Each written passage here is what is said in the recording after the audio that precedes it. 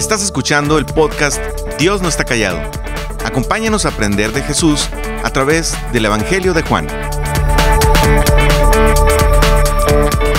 Gracias por acompañarnos una vez más a través de este estudio del Evangelio de Juan.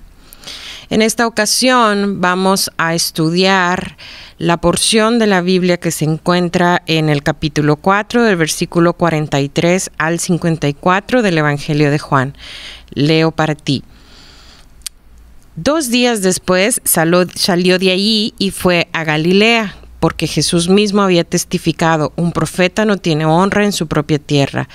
Así que cuando vino a Galilea, los galileos le recibieron con beneplácito, pues habían visto todas las cosas que había hecho en Jerusalén, en la fiesta, porque también ellos habían ido a la fiesta.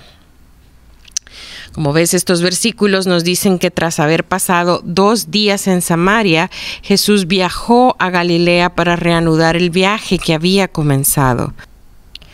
Vemos que, de acuerdo a estos versículos, los galileos le recibieron con beneplácito. Probablemente había un entusiasmo con su llegada por el deseo de satisfacer la curiosidad de ver milagros, pues habían visto todas las cosas que había hecho en Jerusalén, como nos los dice estos versículos. Luego, en el versículo 46, continúo leyendo, dice: entonces vino otra vez a Caná de Galilea, donde había convertido el agua en vino, y había allí cierto oficial del rey cuyo hijo estaba enfermo en Capernaum. La noticia de la llegada del Señor a Caná llegó hasta Capernaum. Aparece un oficial real en este relato. Estos versículos nos dicen que este hombre tenía un hijo que estaba enfermo y que la enfermedad de este hijo era muy grave. Estaba a punto de morir. Mira, versículo 47 dice: cuando él oyó que Jesús había venido de Judea a Galilea, fue a su encuentro y le suplicaba que bajara y sanara a su hijo, porque estaba al borde de la muerte.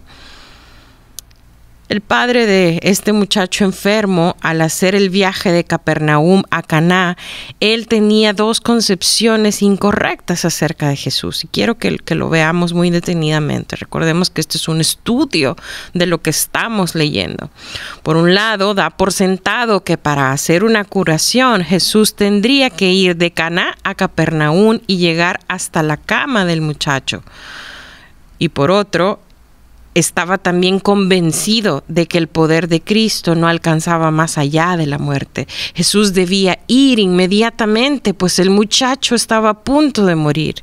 Si había algún retraso y el muchacho moría antes de que el sanador llegara, todo estaría perdido. Tal era su pensar, tal era su fe.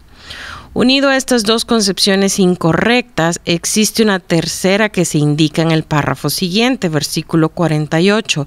Jesús entonces les dijo: si no veis señales y prodigios, no creeréis. Jesús se lamenta de que este hombre estuviera aún en el peldaño más bajo de la fe.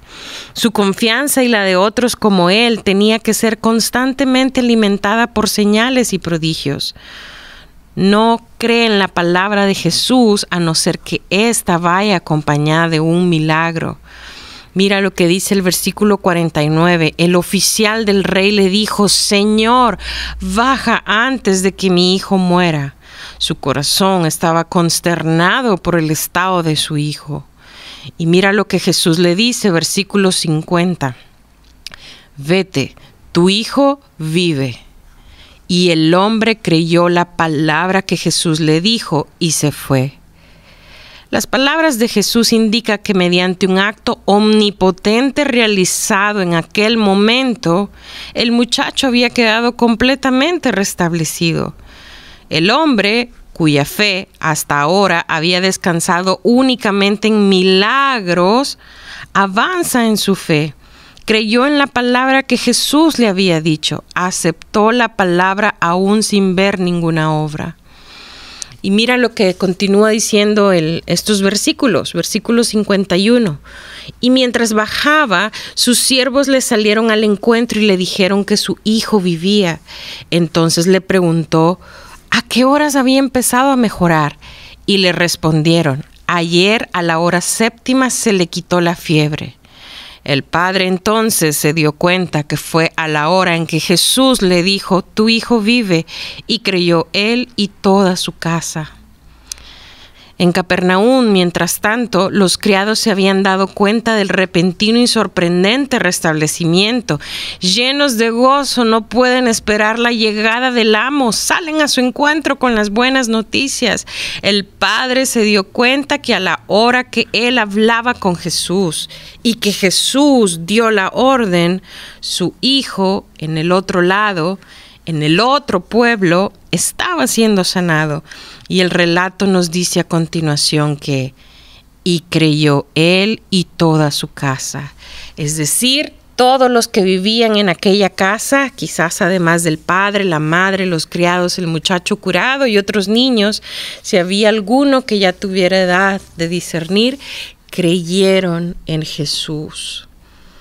El versículo 54 nos dice que esta fue la segunda señal que hizo Jesús cuando llegó de Judea a Galilea.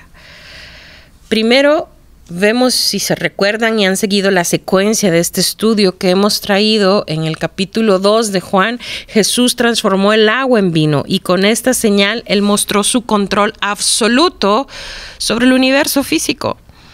Y ahora, por medio de esta segunda señal, hace ver que la distancia no representa un obstáculo para la manifestación de su amor y poder.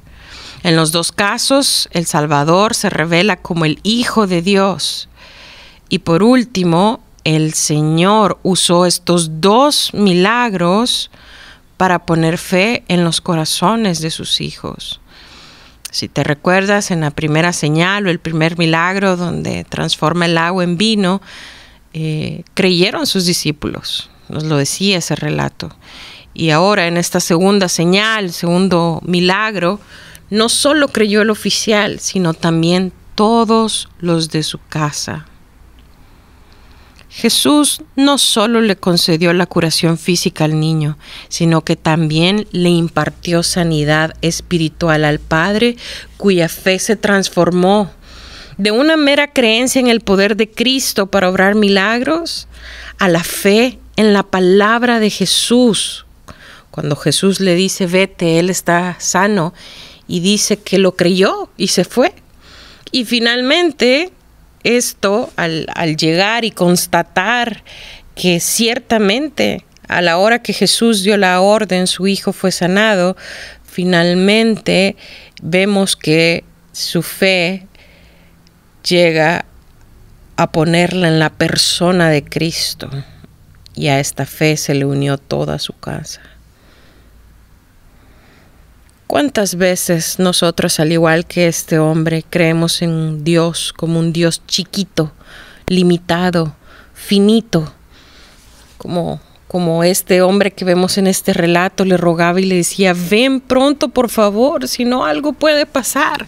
Se le estaba pensando que si en dado caso Jesús podía hacer algo, tenía que venir con él, ir hacia el lugar donde estaba su hijo y sanarlo. Sin embargo, Jesús le muestra que cuando él quiere hacer algo y él da la orden, la distancia no es un problema. Piensa por un momento en qué áreas de tu vida estás viendo a un Dios limitado, chiquito, finito. ¿Qué cosas son aquellas que tú piensas que Dios no va a poder obrar? Medita en tu corazón. ¿Qué es lo que este pasaje de la Biblia te dice acerca de nuestro gran y maravilloso Dios? Gracias por escucharnos. Para más información sobre este ministerio, puedes entrar a www.noestacallado.com. También puedes encontrarnos en Facebook, Instagram y YouTube.